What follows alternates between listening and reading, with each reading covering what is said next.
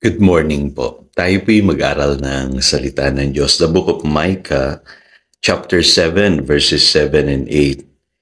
Ngunit para sa akin, kay Yahweh ako mananalig, hihintayin kong may pagtitiwala ang Diyos na magliligtas sa akin at ako'y kanyang diringgin. Mga kaaway ko, huwag kayong magalak dahil sa nangyari sa akin. Kung ako may nadapa, muli akong babangon. Kung ako may nasa kadiliman, tatanglawan ako ngayon ni Yahweh. Don't give up, rise up. So yesterday tinalakay natin yung dahilan sa pagbagsak ng maraming tao, ng isang Kristiyano. Ngayon naman pag-usapan natin yung pagbangon. So paano ba bumangon sa pagkakamali or sa pagbagsak na nangyari sa ating buhay? So sa Biblia po, may mga ilang bagay na dapat tayo sa alang-alang kaya tayo bumagsak dahil din po sa kasalanan. At alam natin ang kasalanan talagang may impact po yan sa buhay ng isang tao. So hindi madali kapag ikaw ay nagkamali. Talagang may consequences po tayong mararanasan. Pero lagi natin tatandaan na ang ating Diyos ay faithful. Siya yung tumawag sa atin. Kaya ang unang-unang katotohanan na dapat nating maintindihan, huwag tayong mawalan ng pananampalataya. Maniwala pa rin tayo na kaya tayong i-restore ng ating Panginoon. Kasi siya ay faithful. So ang keyword natin today, faithful. Ang Diyos natin ay tapat. Sabi sa 1 Thessalonians chapter 5 verse 24, the one who calls you is faithful and He will do it. So kahit nagkamali tayo, tapat pa rin sa atin ang ating Panginoon. Kaya alam niyo po, patuloy tayong manalig sa kabila ng lahat. Huwag tayong mag-aalinlangan sa katapatan ng Diyos. Manatili tayo sa Kanya. Pangalawang katotohanan, ito yung mahirap gawin pero dapat natin gawin kung tayo'y nagkamali, bumagsak. Confess your sins. Ang ibig sabihin lang naman ng confession, i-admit mo sa Diyos ang iyong nagawang pagkakamali. Ngayon, kailangan din magsisi tayo, yung tinatawag na i-renounce natin yung ating kasalanan. So, dalawang bagay po yan, i-admit natin at i-renounce natin yung nagawa nating kasalanan. Hindi yung ipagmamalaki pa natin, ipagtatanggol pa natin yung ating sarili o yung iba naman itatago. Malinaw sa Biblia, sabi sa Proverbs 28 verse 13, he who conceals his sin does not prosper, but whoever confesses and renounces them find mercy. So ibig sabihin, kapag ang isang tao tinatago niya yung kanyang kasalanan, pinagtatakpan niya, hindi rin siya uunlad Walang mangyayaring mabuti sa kanya. At napakahalaga po na ito ay i-admit natin at i-confess natin, i-renounce natin para masumpungan natin yung mercy ng Diyos.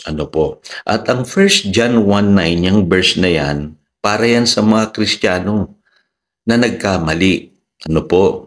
At ang context po niyan mababasa nyo sa 1 John chapter 2 verse 1. Ang sabi po sa 1 John 1:9, if we confess our sins, He is faithful and just and will forgive us our sins and purify us from all unrighteousness. So para sa mga Kristiyanong nagkamali po ang 1 John 1:9. At ang sabi diyan, He is faithful. So again, nasumpungan natin yung salitang faithful. Tapat kasi ang Diyos na tayo po'y patawarin at linisin sa ating mga nagawang kasalanan. Ngayon, pangatlong bagay na mahalaga is yung pagpapakumbaba. Humble yourself in the sight of God. Ito, mahirap po ito para sa iba. Kasi hanggat maaari, pagtatanggol ang pagkakamali nila. Pero sa James 4:10, ito po ang sinasabi, humble yourselves before the Lord and He will lift you up. Maliban magpakumbaba ka muna kapatid, hindi mo mararanasan ang restoration. Diyos ang mag-aalis sa iyo dyan sa kalagayan mo kapatid. Hindi tao, hindi ikaw. Diyos lamang ang makakapag-restore sa iyo. Kaya dito kailangan yung attitude of humility. Kaya basahin po ninyo yung sinasabi sa James chapter 4 verse 9. Grieve, mourn, and wail. Change your laughter to mourning and your joy to gloom. So, kailangan makita sa atin yung pagpapakumbaba. Attitude of humility kapag tayo'y nagkamali. Yung iba mabilis mag-move on parang walang nangyari. Kailangan po kakitaan tayo ng pagpapakumbaba sa panahon na ito na tayo po ay nagkamali. Panghuli, again, ito po'y mahirap pero kailangan nating maranasan ito para ma-restore tayo. Submit to God's discipline and restoration. Bago tayo ma-restore, may nangyayaring discipline. At hindi madali yung discipline. Makaka-experience din tayo ng mga bagay na hindi natin gusto sa buhay. Pero ang sabi sa Hebrews chapter 12 verse 13, but God disciplines us for our good, that we may share His holiness. Lagi lamang nating iisipin ito'y para sa ating ikabubuti.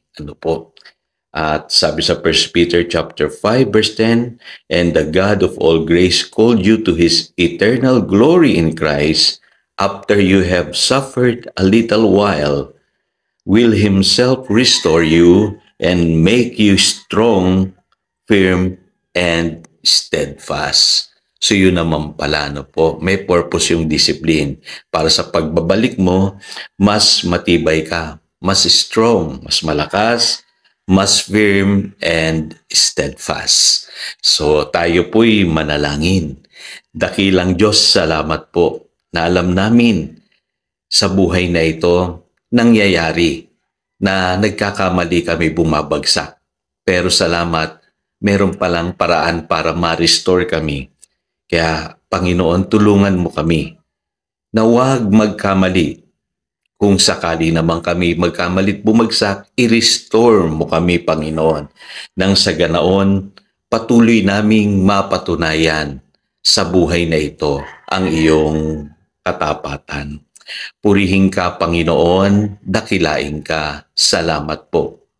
Yan ang aming panalangin in Jesus' name. Amen. Again, ito si Pastor Jojo nagpapaalala upang daluyan tayo ng pagpapala, manatili tayo sa kanyang salita. Good morning.